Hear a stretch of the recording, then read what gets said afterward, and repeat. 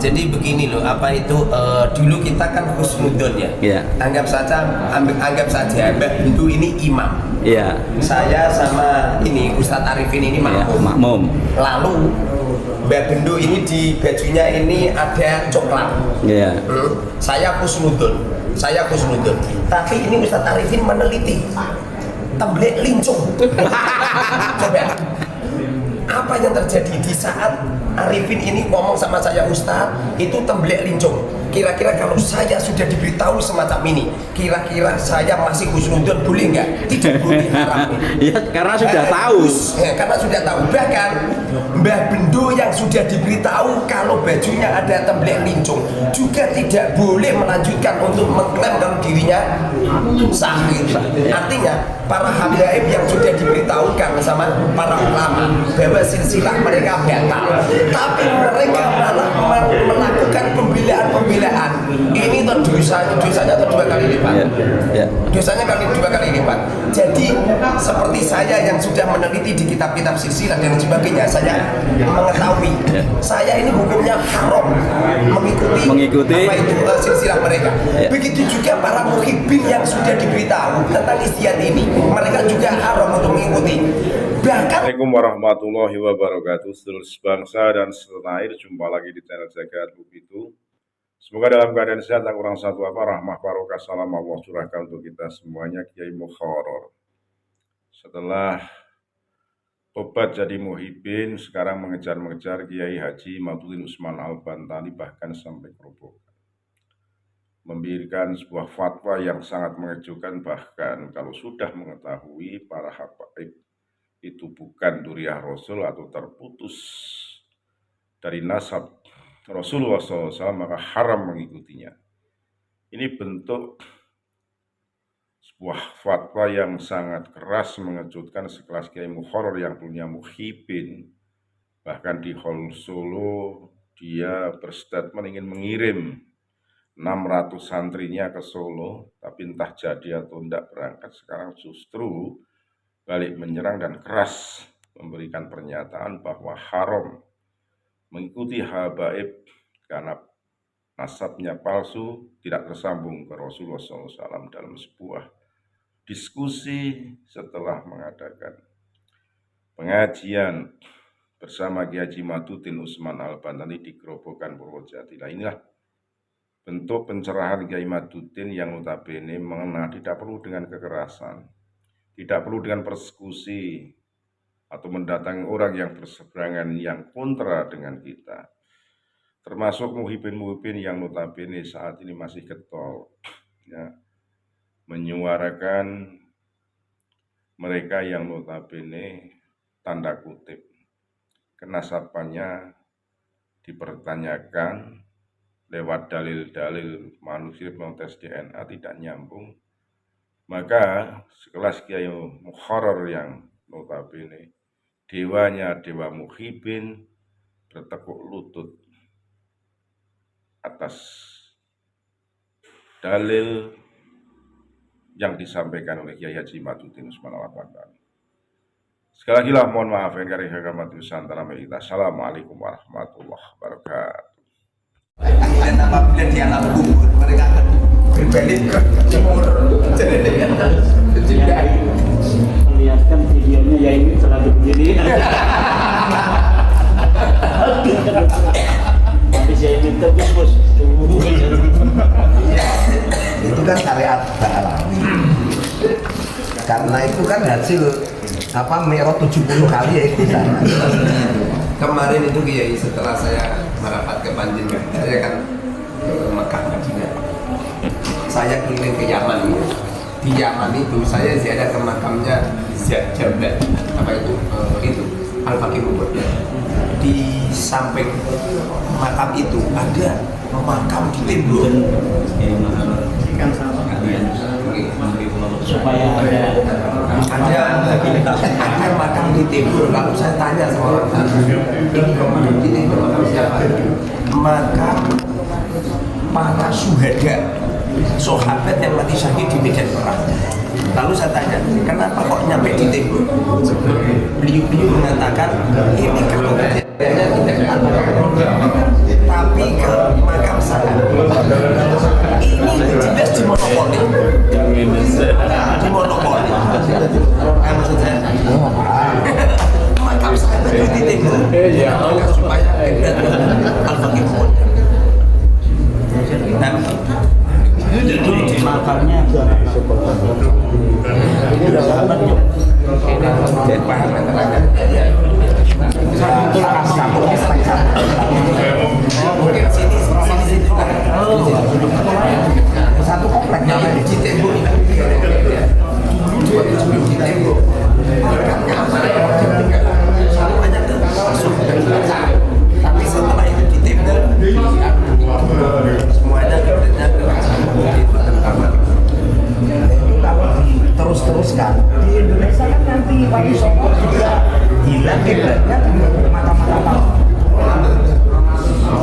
anu Kiai. Yang pasti itu apa itu sejagat memalsukan. Ini sudah diawali oleh kakek-kakek mereka. Siapa kakek mereka? Itu Abraham. Orang Yaman. Siapa yang memalsukan Ka'bah? Lo Ka'bah memalsukan. Apa meneh gur makam. Apalagi makam. Enggak gini Kiai supaya lebih tajam ya.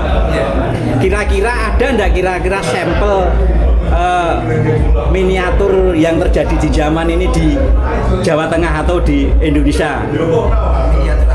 Maksudnya yang terjadi di zaman itu apakah potretnya di Indonesia ada gitu? Ada. Jangan jauh-jauh di misalnya Jawa Tengah kira-kira ada enggak? Ini yang mampu untuk merungkatkan mereka ke alwi itu orang Indonesia. Kenapa orang Indonesia? Sama-sama menggunakan lambang bumi. Kalau Abraham memalsukan Ka'bah di Yaman, kemudian Allah turunkan Ka'bah, hancurkan Abraham sampai Punowo, persis di Indonesia. Alwi memalsukan semuanya di Indonesia. Yang menghancurkan, yang merungkatkan juga burung ababil. Burung ababil itu zaman Wali Songo namanya Raja Wali, burung Raja Wali. Berhubung apa itu wali-wali dulu, Raja Wali itu kan raja raja Jawa kan. Wali itu kan apa itu Wali Songo zaman dulu kan. Berhubung orang Indonesia ini apa itu wali-wali itu kan jiwanya kan jiwa apa itu jiwa kemasyarakatan tinggi kan, sehingga menggunakan istilah burung Raja Wali itu diganti dengan istilah orang Hindu-Buddha, yaitu Garuda, yang mampu merungkatkan penipuan-penipuan di Indonesia persis seperti Abraham dirungkatkan oleh burung ababil. Di Indonesia juga dirungkatkan oleh burung Garuda, atau dengan istilah zaman kewalian burung Raja Wali, atau di Al-Quran namanya burung ababil, sama. Terus gini ya, kira-kira ini fenomena yang akhir-akhir ini kami teman-teman agak risau. Bagaimana klaim-klaim orang-orang Ba'alwi ini terhadap kota? Misalnya ada suatu haul Gresik misalnya, harusnya kan sohibul wilayah, tapi ternyata di Gresik yang dihauli Habib bukan sohibul wilayahnya Gresik. Termasuk juga yang dekat sini ada Solo lah, haul Solo itu kan yang dihauli orang zaman dan makomnya tidak di situ, makomnya di zaman.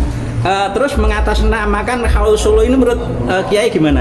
Dan fenomena itu menyebar gitu. Ada kaidah, kaidahnya kalau menggunakan kaidah Jawa, apa itu buah jatuh tidak jauh dari pohonnya. Kalau kaidah Arab namanya ma fil aba fil abna. Apa yang terjadi pada ayah terjadi pada anak. Kalau anaknya meong-meong, pasti ayahnya kucing. Yang meong-meong ngomong aku harimau, aku singa.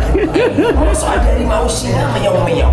Enggak mungkin ada orang yang oknum yang selalu memalsukan. Kemudian nanti tahu nggak viral ini?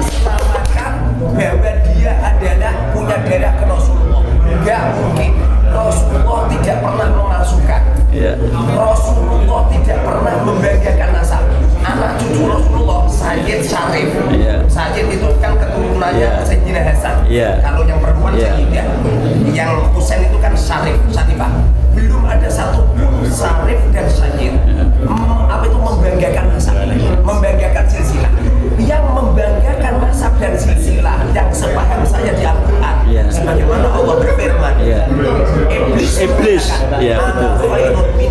khalaqtani min nar wa khalaqtahu min tin. Aku lebih utama daripada Adam. Aku diciptakan, engkau menciptakan aku berketurunan dari api, sedangkan engkau menciptakan Adam berketurunan dari tanah. Ini artinya sesungguhnya orang yang membanggakan nasab dan silsilah adalah iblis. Kalau ada orang kok membanggakan nasab dan itu apa itu silsilah positif, niru gaya namanya ikhtiar. Sebab Rasulullah diutus di Makkah dalam rangka untuk mengikis habis apa itu budaya jahiliyah.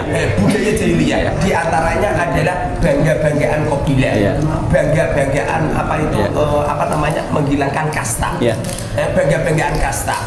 Sementara yang ada kabilah dan bangga-banggaan kasta saat ini itu Ba'alwi, Al-Idrus, Asgal, Al-Jufri dan sebagainya. Gini, jadi intinya gini ya, kalau kita menilai Abraha itu dalam rangka menyaingi Ka'bah, dia bikin Ka'bah yang di sana.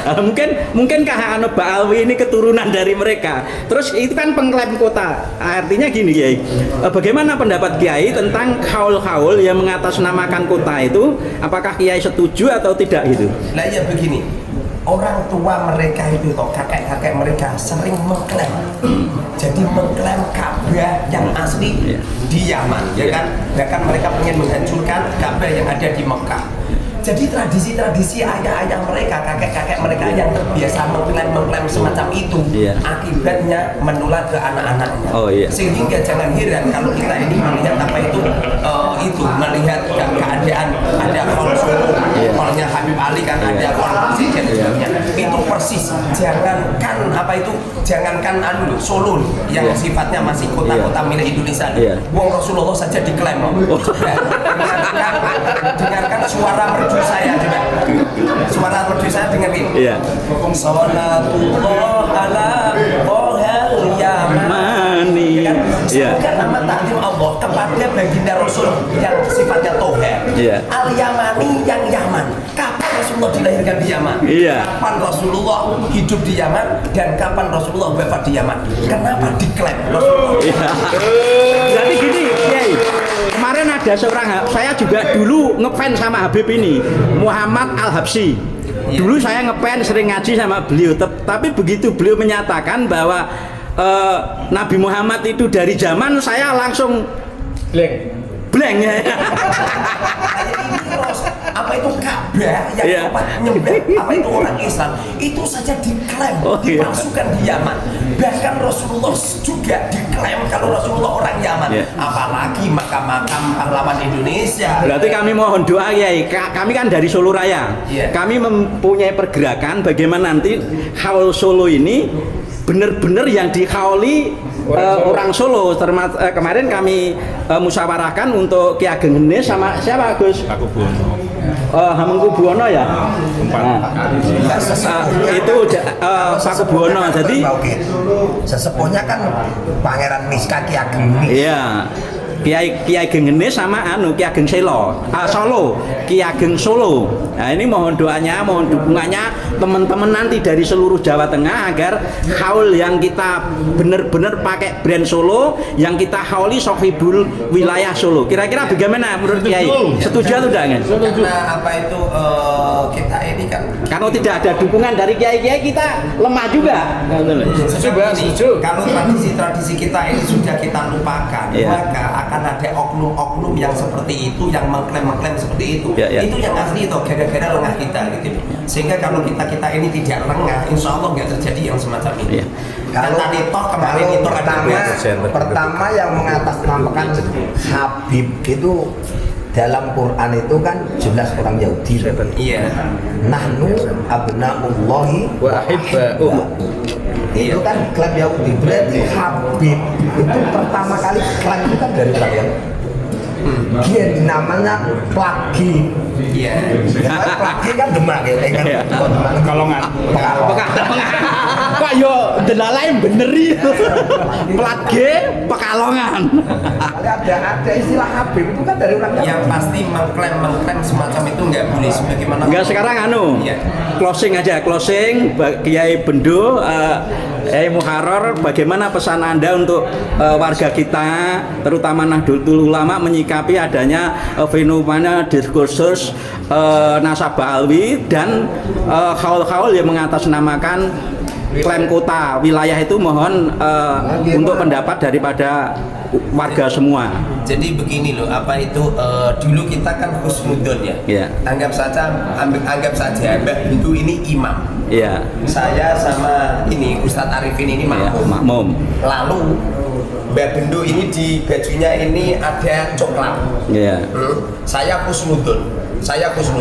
Tapi ini Ustadz Arifin meneliti temblek lincung. Coba apa yang terjadi di saat Arifin ini ngomong sama saya, Ustadz itu temblek lincung. Kira-kira kalau saya sudah diberitahu semacam ini, kira-kira saya masih husnudon boleh nggak? Tidak boleh, haram. Iya, karena sudah tahu.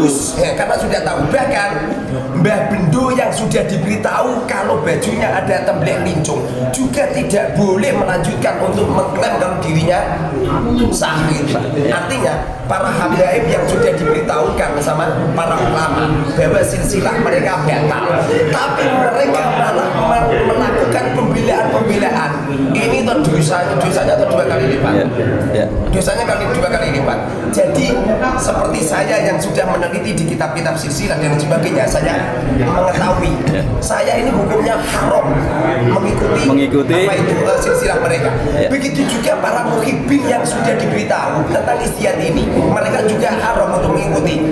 Bahkan Mbah Bendo yang tadinya mengira dia silsilah Rasulullah, tapi setelah diberitahu oleh sebagian ulama bahwa beliau tidak dzurriyyah Rasul, maka Mbah Bendo hukumnya haram mengikrarkan dirinya adalah Mengisbatkan ya.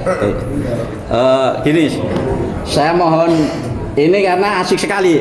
Kiai-kiai, para kiai, bagaimana kalau Kiai Mukarrar kita dukung menjadi salah satu ujung tombak perjuangan kita? Siap. Oke. Kira-kira Kiai sanggup nggak? Nanti saya blow up terus di YouTube saya. Termasuk Mbah Bendo ini.